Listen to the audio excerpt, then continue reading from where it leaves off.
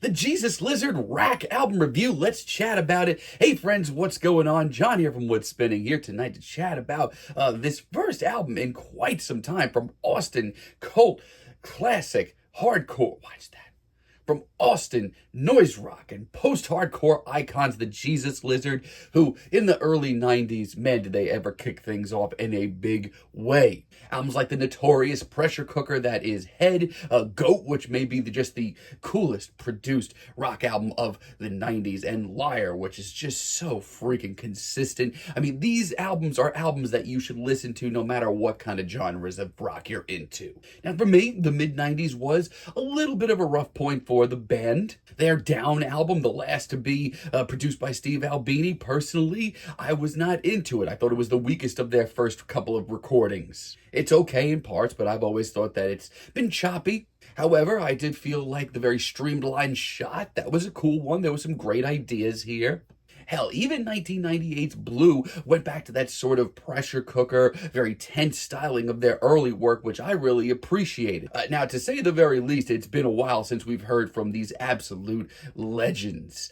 26 years, actually. But let me tell you, they have not wasted any time, because the singles leading up to this thing were all very wild, very much in that old school, sinister Jesus Lizard vein. Let's chat about it. This album starts off with Hide and Seek, and I'm going to be real with y'all. I love this. I have loved it since it dropped as a single. It is a wild, jagged pressure cooker of a tune that does not hold back. Now, it sounds like the band is picking up exactly where they left off. After 26 years, they choose to start off the rails, not even getting on the rails to begin with. Great guitar work, great intro, great single. Also really love Armistice Day. This one just very quickly becomes a lot more dangerous sounding. This is that old school, very sleazy sound. I love the sinister vibes and David Yao's incredible performance on this track. If the band's going to go for that more calculating sound in their current state, I don't think it gets much better than this. It's an awesome deep cut. I love how tortured this is. Bluesy as well, and as far as a guitar solo track goes, look no further. Grind is also another just great deep cut. The bass riff and the guitar work here, hell yes. They are straight up hypnotic and twisted. This is easily the sweatiest track here. And it's rowdy as anything. Honestly, I think it could have been a single. And Lord Godiva has this evil swagger to it that I can't say no to.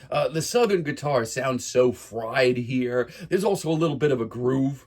And it's moments like this that impress me the most, just because the band sounds so in sync. Also, I love all the glorious feedback, and the bass work, once again, A+. I mean, wow, after 26 years, they have not wasted a single second. A lot of this album is done the right way. But it's not perfect. There are a couple of awkward moments, like What If, for example. Compared to the earlier Armistice Day, this track is just so average. I mean, the instrumental does have some tension. It'll keep you on the edge of your seat. But the sort of mystic vibes surrounding this track honestly take away a lot from this one for me. It takes away that feeling of danger. David's performance is evil as shit though, which sounds great. Dunning-Kruger's probably my least favorite track here. I just feel like there's not a lot to this one. Not only that, but this doesn't sound like a Jesus Lizard track. This sounds like a modern who's who of post-hardcore trying to keep things old school. Not to mention the band's legendary personality is nowhere to be seen nor heard. And Is That Your Hand? I have a lot of the same feelings on. This track is just really bland. I mean, the Jesus Lizard are so much better than just an okay band, and this track is just okay. The hook is okay, but everything else about this track is just very average. But outside of that, I mean, I don't know if we're ever going to get another Jesus Lizard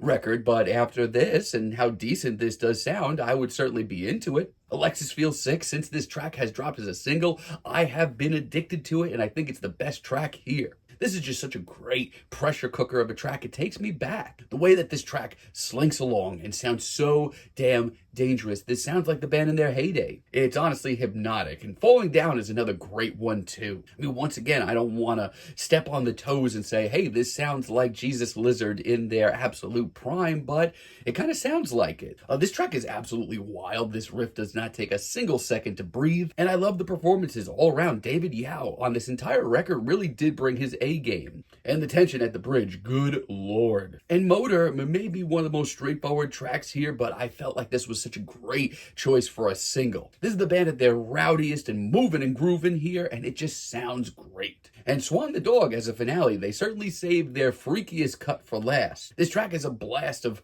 winding guitars and weirdo hooks. This track just puts a pin in this album really well. Not only does it really solidify that this very much is a comeback record, but not only that, the band very clearly still has tricks up their sleeve.